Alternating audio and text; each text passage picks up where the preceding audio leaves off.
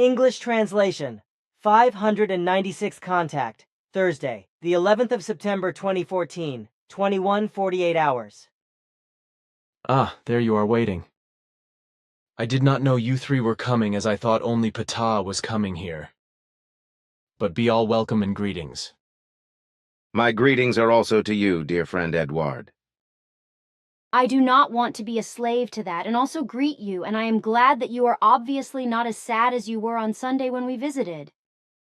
I also greet you, and I am also pleased that your sadness has largely subsided. I and Florina are also feeling better, but last weekend we were really extremely affected and felt great sorrow within us. But we still cannot understand how something like this could happen. That is why we would like to talk to you again about the whole unfortunate event, also because our emotions have still not calmed down. But we would like to do this without you calling off our conversation later, because we want to keep it all between us. If you wish me not to be present, then I will go to move about a little in the open. For I myself do not wish to interfere also in what has unfortunately happened, because Quetzal has already explained and pronounced all that is necessary. I have listened to the recording of what he said, and I am therefore well informed about everything, although from my side there is nothing more to be said about the matter, except perhaps that I cannot understand the behavior of those who have unjustly attacked you.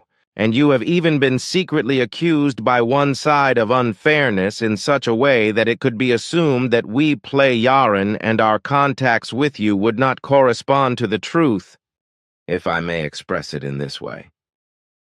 We have nothing to hide among ourselves, and besides, it would probably be good to be three from our side. Then Anjana and I, who are our dear and fatherly friend, first of all want to express our regret and sadness about the incident to you once again, whereby we,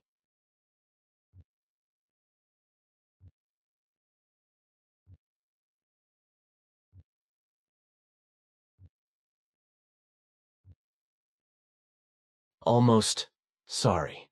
I am ashamed of your so sensitive and benevolent care, your words and the opinion you have of me. everything is nothing but the truth. With which I can only agree.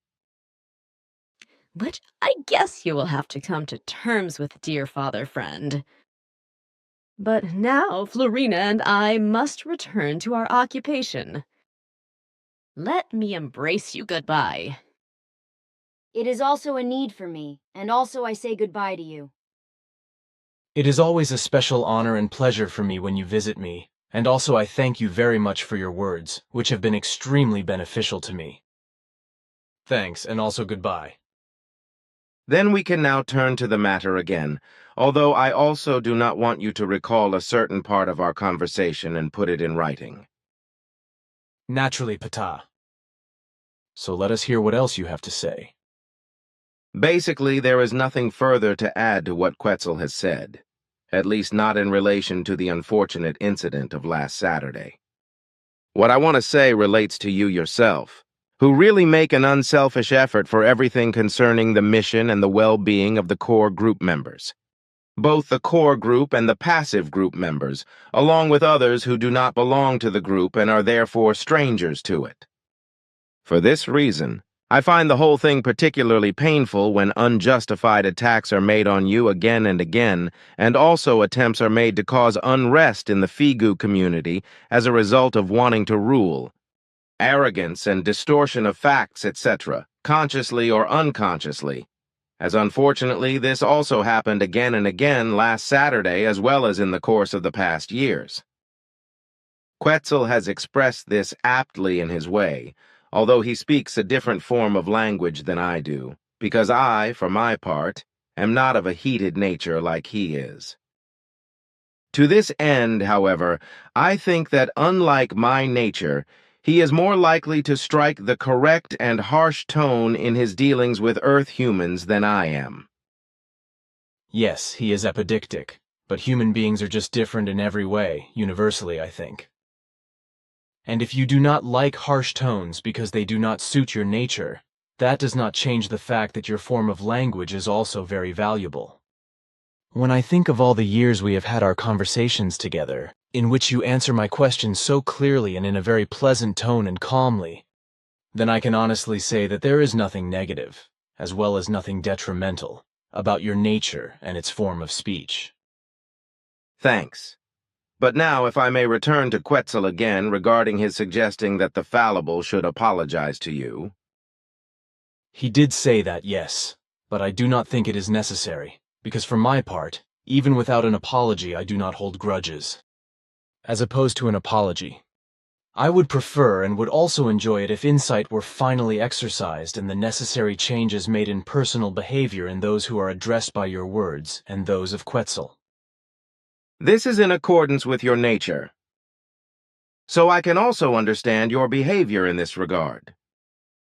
For my part, however, I think decency suggests an apology. In terms of decency, I think you are right, but you know my opinion. Then I would like to express my opinion on the incident, but this part of the conversation should remain a private matter. I have also thought about this many times, and I have come to the same conclusion as you. And of course I do not recall that part of your words and consequently do not reproduce it in the contact conversation report. I have assumed that, but I want to say the following about it. It is probably not necessary to talk more about this.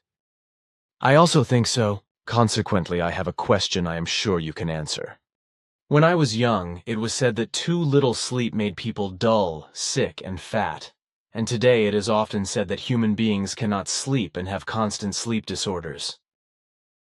Therefore, I would like to ask you what your medical knowledge is in this regard. How much sleep do human beings really need? I have also studied this problem so I can answer your questions. Like so many things in human life, sleep is an individual matter, but for human beings who are of a certain age, an average of 7 hours per 24 hours is sufficient. For younger human beings, 6 hours can be quite sufficient. In principle, however, sleep must be adequate to the need, for if too little sleep is had, sooner or later this will affect the state of health and the human being will become ill, actually lapse into dullness, whereby also his corresponding organs do not work correctly and obesity will result. Then the old popular saying effectively corresponds to the truth. Then I think that 1 hour more or less can already carry weight, as in the case of the stupid time change from summertime to wintertime and vice versa. That is correct, because even 1 hour of lost sleep can have a very negative effect. Only when human beings sleep sufficiently, well, and also restfully, are they also able to perform during the day. This means that the human being must feel rested and refreshed. So it is not the duration of sleep that is decisive, but the quality of sleep, which is also dependent on the sleeping environment as well as on nutrition and, as I said, also on relaxation.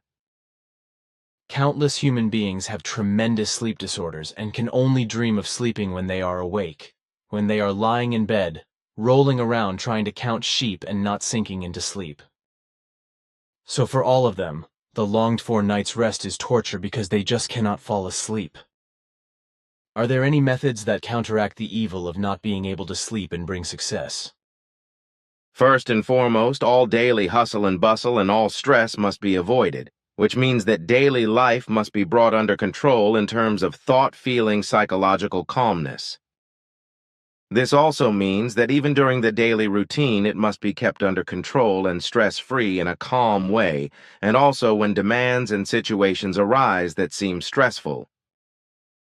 I understand that to mean that human beings should not be rushed in any way. You have understood correctly, because this is also of great importance.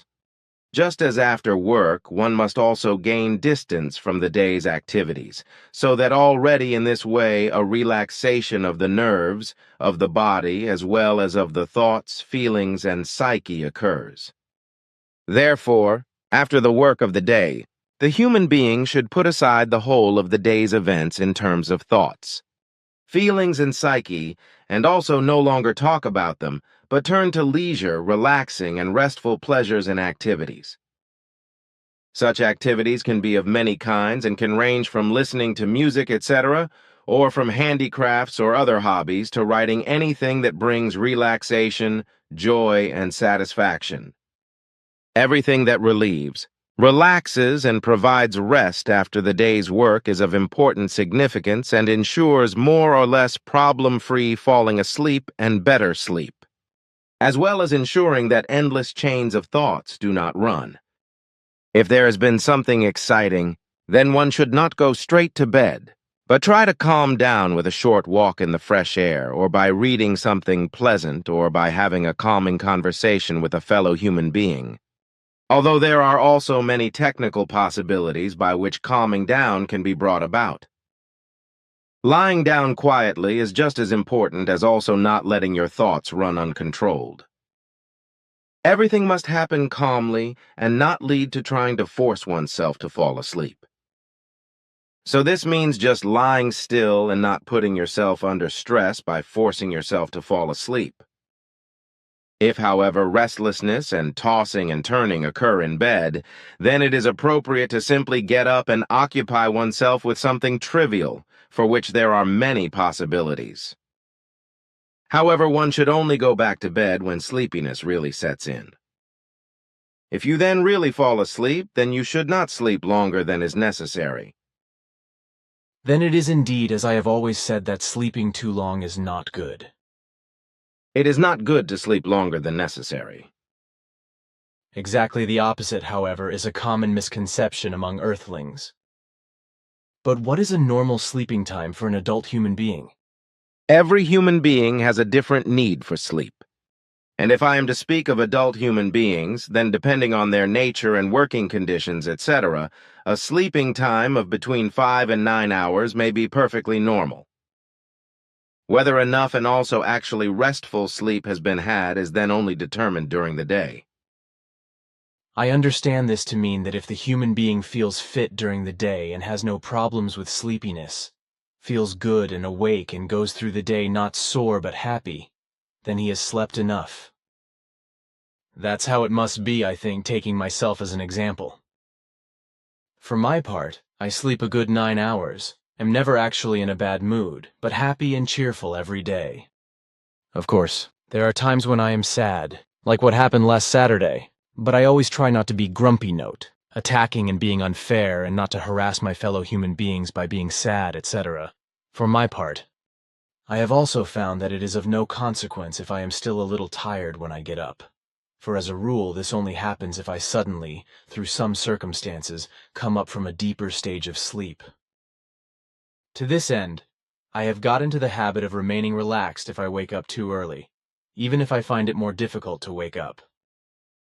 Sometimes, however, I am often woken up at night and kept awake for some time, so I am tired during the day. But if I can make up for the lost sleep time sometime during the day or evening, usually 30 minutes, an hour or so, then I'm fit again. But please explain further what you have to say. I am aware of your sleeping habits. But if I am now to give further explanation, I will elaborate as follows. Normally, the deep phases of sleep are given in the first hours of sleep, that is, before and after midnight, after which the sleep becomes shallower towards the morning, about 4 HRS. If you wake up then, it is usually no problem to continue sleeping. The basic rule is to really sleep and not to lie in bed annoyed because you cannot sleep. But if this happens, then it is better, as already mentioned, to get up and do something trivial, which usually helps you to fall asleep. This also applies if one wakes up unexpectedly during the night and can no longer sleep. At least for those human beings on whom alcohol, heavy food, coffee, or tea, etc. have an inhibiting effect on sleep, care should be taken to keep away from such things before going to bed. However, a weak drink of hops or grapes should be permitted, as these have a relaxing and sleep-inducing effect. Relaxation has to be during the day, after all, which is why I think a regular midday nap can also be very beneficial. I also do this and it works well for me. although I only take my nap, which lasts 15-30 minutes at a time, in the evening between 1830 hours and 1930 HRS, because my day does not start until late morning at 11 o'clock. I cannot take my nap exactly every day because I have unavoidable obligations that can sometimes only be fulfilled at the time I would lie down. If I can sleep too little once because I have to get up early in the morning as a result of some event, and therefore cannot sleep until 11:00 HRS, then I can sleep for 1 or even 2 hours in the late afternoon or evening. A short nap of about half an hour is very important and should be taken as often as possible. This sleep is also important for health, as it also reduces the risk of heart attacks. A bedtime of 15-30 minutes is therefore normally appropriate and should not be overdone, because otherwise a longer sleep will make you even more tired. For my part, I have also found that I am more efficient and also more concentrated. That is correct, because this effect actually results. If one sleeps badly at night, or for some effective or supposedly unavoidable reason, one should still get up at the normal time of rising instead of trying to sleep longer in the morning and getting cramped. In principle, it is better to lie down at midday and sleep for perhaps 30-60 minutes.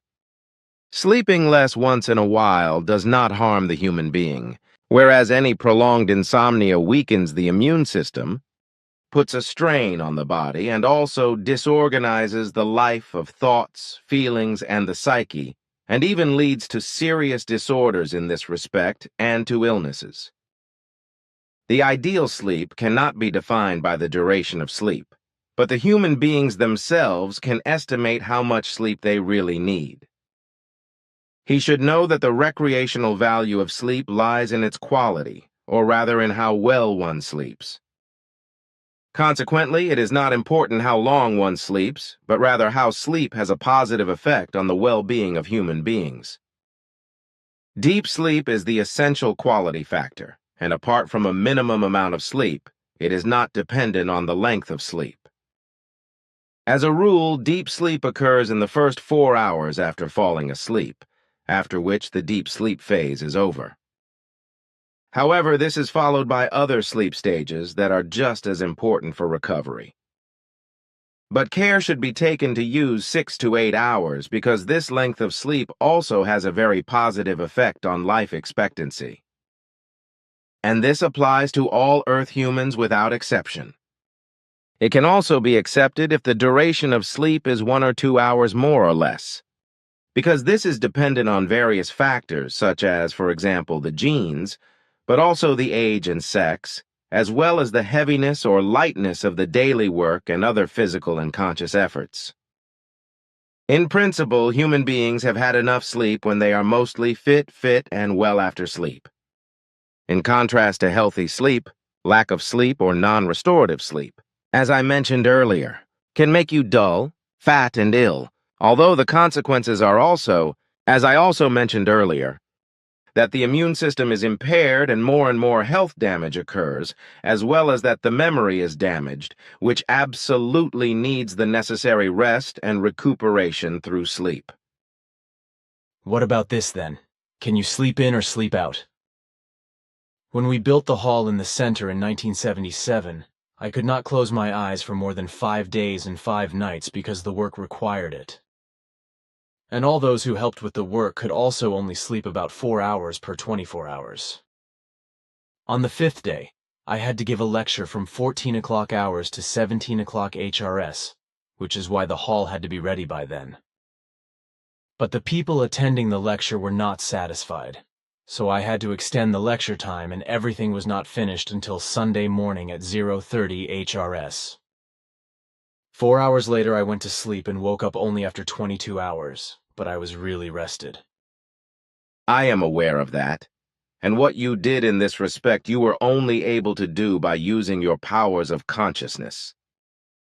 Another human being would have collapsed due to lack of sleep and exhaustion after 2 days at the latest. But to your question, pre-sleeping can only happen to a limited extent because pre-sleeping only reduces the pressure to sleep, although the whole thing is unhealthy and can possibly cause difficulties in falling asleep. In principle, pre-sleeping can also only be used for one normally following sleep period, but not for 2 or more.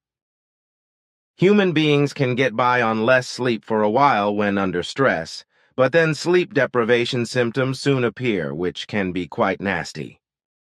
And as far as the need to sleep again is concerned, it is to be said that as a rule, only a few hours are sufficient to compensate for the neglected need for sleep. Which means that not all of the omitted sleeping time has to be made up for, but can be compensated for by much less sleeping time. This is what also happened when you did not sleep for more than 126 hours at the Saalbau, but worked and then lay down to rest long after the end of the lecture and only woke up after 22 hours. Yes, those were the days. When I suffered the serious health breakdown in 1982, it was then no longer possible to do anything similar, and it has remained that way to this day. Which you should not be surprised about, because all your efforts over 5 years have taken their toll, which is why you have also been under constant medication ever since. Everything was far too much and only possible for you because of your unshakable will and the use of all your consciousness and physical strength. An example of your like cannot be found. Everyone else has also done a lot and contributed to the building and maintenance of the center, so I was not alone. That must never be forgotten, so we owe everyone a very big thanks.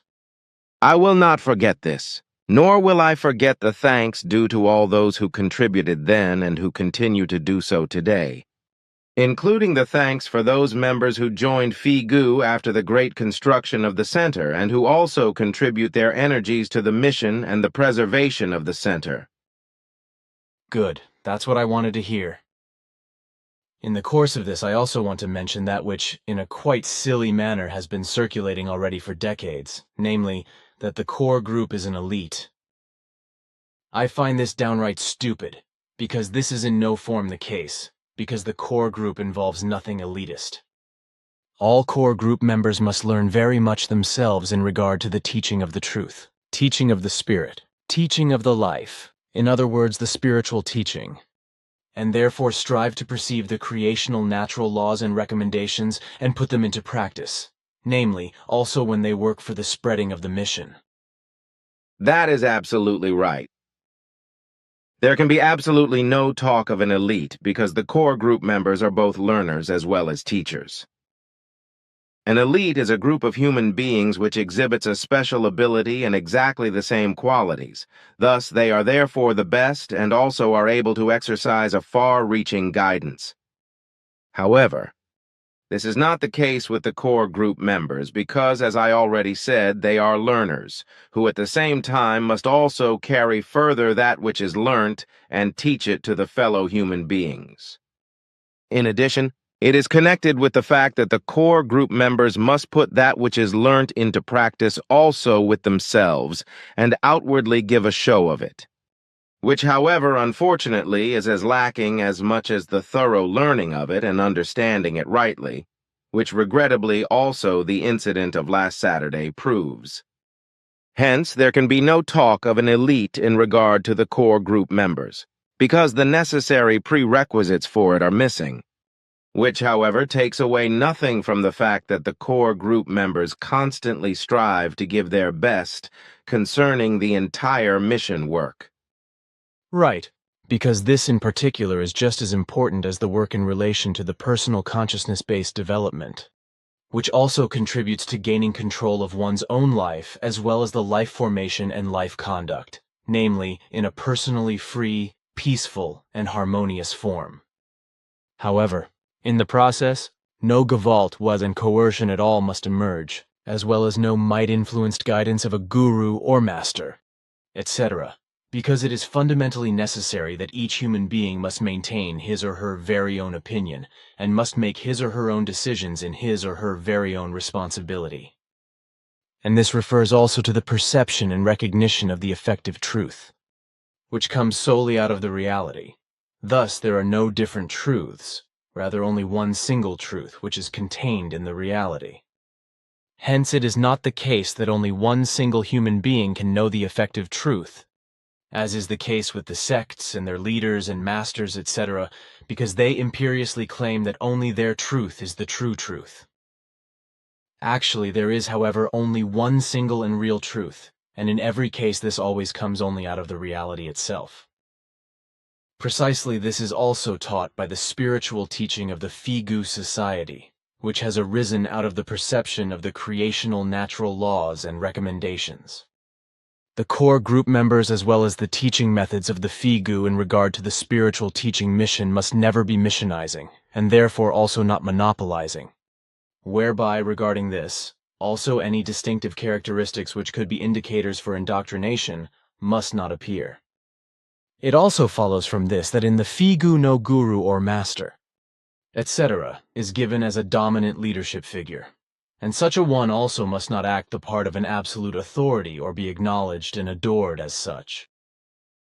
The founder and leader of the Figu Society must therefore also not be worshipped, as well as not be viewed and considered or deemed a savior, as he must certainly not function in this mode. In no form is any salvation promised to the core group members, as well as to the passive members. Rather, the teaching is imparted that each human being in every respect is responsible entirely for himself or herself, his or her own mode of behavior, thoughts, feelings, and the state of the psyche, as well as the life behavior and the life conduct, and therefore regarding this, absolutely everything must be formed and directed by himself or herself. Hence, each member of the core group and the passive group must search for, perceive and find the effective truth from the equally effective reality. Consequently, in this form, each member also must make his or her own decisions and put these into practice in self-responsibility. All of this also implies that all Figu core group and passive group members have the certainty of not being a chosen elite, through which the terrestrial humanity could or shall be brought salvation. However, in the entire Figu Society, there also must be no pressure applied to the members, namely, neither through threats nor through moral forms of pressure or financial excessive demands, etc. Naturally also any disciplinary overwork must not emerge, and no isolation from one's own family, one's acquaintances, friends, and the general environment. Interpersonal contacts of every kind remain in place, as the Figu members have brought them about at their own discretion and as they want to maintain them. Much-loved habits, hobbies and interests, etc., can and may be completely maintained and carried on in the Figu Society, as well as social or private political memberships, namely even though the Figu Society itself is absolutely unpolitical. Only every religious and sectarian membership is prohibited, as well as ideologies that are radical and hostile to the state, foreigners, human beings and races, as well as ideologies endangering human lives. In relation to the guidance of the Figu Society, only the electorate of the Figu core group is determining, however never the leadership, which Billy Edward Albert Meier Edward Albert Meier, Billy Edward Albert Meier, holds until the end of his life. In regard to the making of decisions, which are carried out in the core group and which gain validity only with an unanimous assent of all present decision-entitled members, the leader and bringer of the teaching and mission has no right to vote. This rests completely alone with the present Core group members. The entire Figu Society is presided over by a 9-person executive committee, which functions implementing and ruling in relation to the society-based decisions, and also has to take care of administrative dealings if the leader is no longer amongst the living.